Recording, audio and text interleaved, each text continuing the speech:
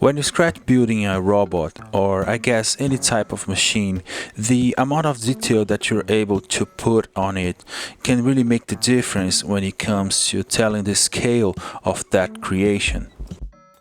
Small bumps, rivets, bolts, holes for wires and stuff like that are really the key to telling the story of that machine.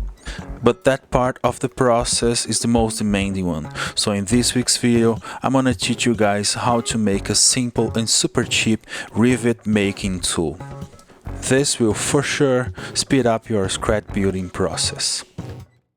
Before I begin though, just a quick reminder right here that I've got myself a Patreon campaign, and for each tier there are some benefits, so if you can, check that out, the links in the description box. Now on to the video. Hey everybody, welcome to Cut, Transform, Glue, and let's get right on to the build. And I'll begin by making the handle of that tool. So for that I'm using this wood right here. It is 3/4 of an inch thick, like 19 millimeters.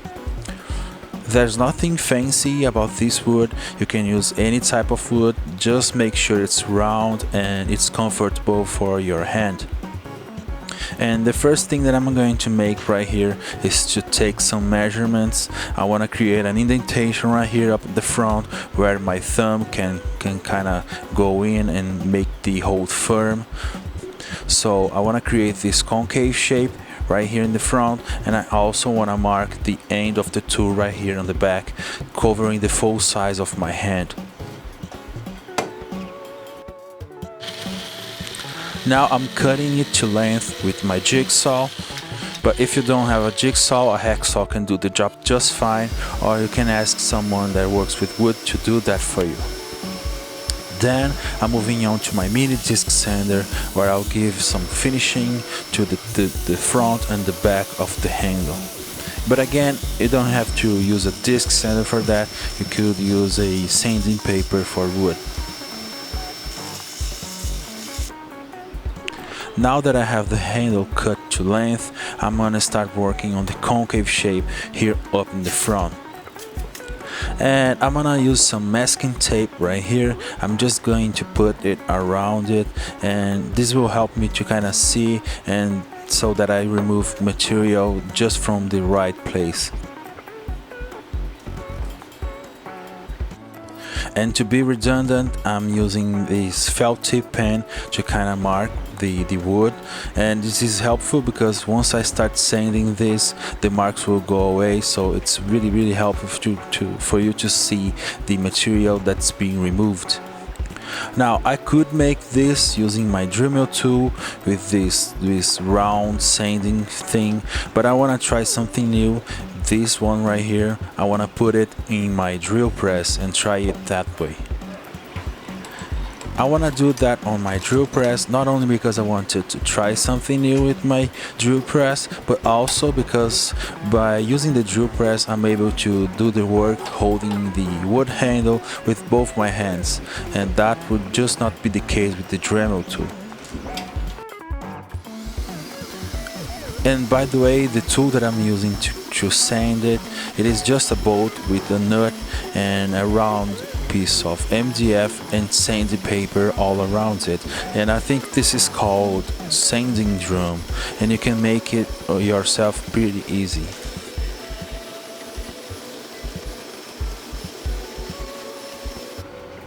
When I started to making this concave shape, I was thinking about going all the way, but as the radius of my sanding drum is not that big, I ended up with this shape right here, which I feel is good, so I'm gonna just stick with it.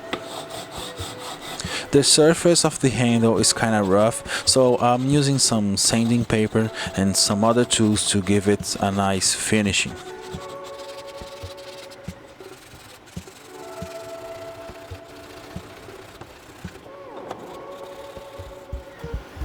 Now comes the secret sauce of this tool, and yes, it is just a cheap and old ballpoint pen.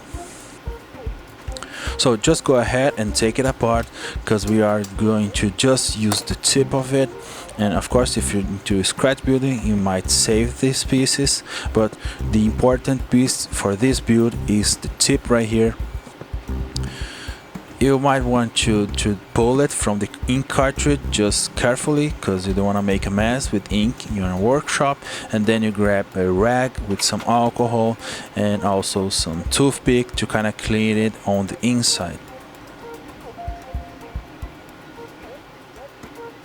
So as you can see, once it's clean, this is the most important part of the tool. This is what will create the indentation that looks like a rivet on the surface of your model.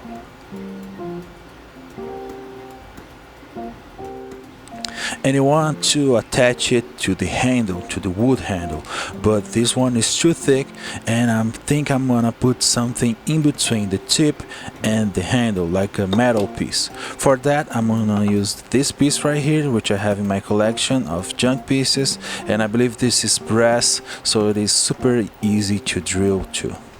But I guess you can use any type of metal or just anything that would create a distance between the handle and the tip.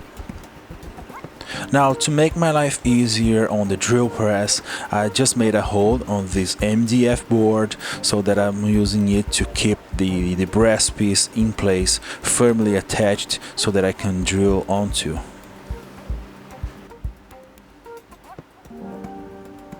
Right here I'm creating like a dent on the surface so that the drill bit can kind of grab onto, and then I moved on to my drill press.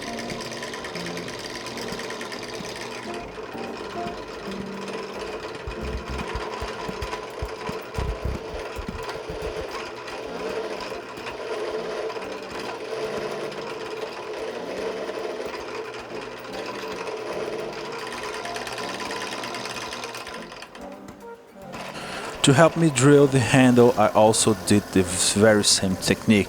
I drilled a 3/4 of an inch wide hole and I put the handle through it. And with a 9mm drill bit, I drilled the hole right in the center of the handle. Now we have all of the pieces of this tool ready to be glued in place. And since this tool won't be seeing like super strong forces, I'm just gonna use some CA glue to keep all of the pieces in place.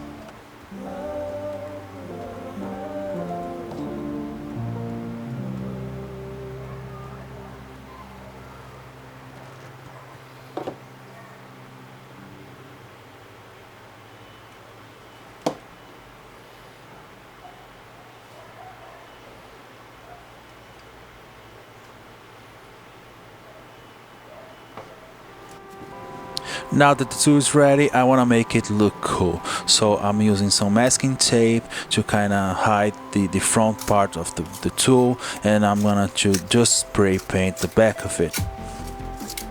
I had this nice blue laying around, and it is cool because it kind of matches my drill press, so I'm happy with it. And I'm just removing the masking tape, and this is the end result. And by painting the handles of your tools with some specific colors, it really helps you guys to kind of see it when they're laying around, and you'll be able to identify them kind of faster. I did also put some oil on the front piece to kind of make the wood look nicer, and this is the end result.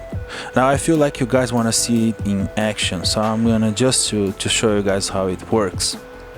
So the idea here is to not glue the rivets. I just wanted to create an indentation of them on the surface of your model.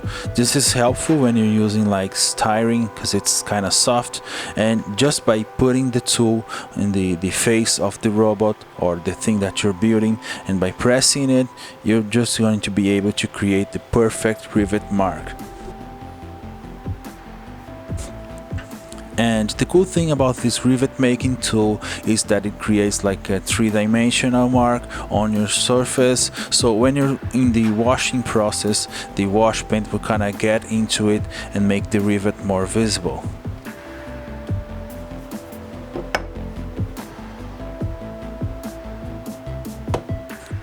So yeah, this is it for this video, guys, and I hope that this simple idea can really make the difference in your Scratch build projects. So just go ahead and try to make one yourself, and if you feel like this video helped you in any way, just subscribe to the channel and hit the like button and leave me a comment. If you want to go one step further, there's a Patreon link on the description box. But as always, thanks for watching.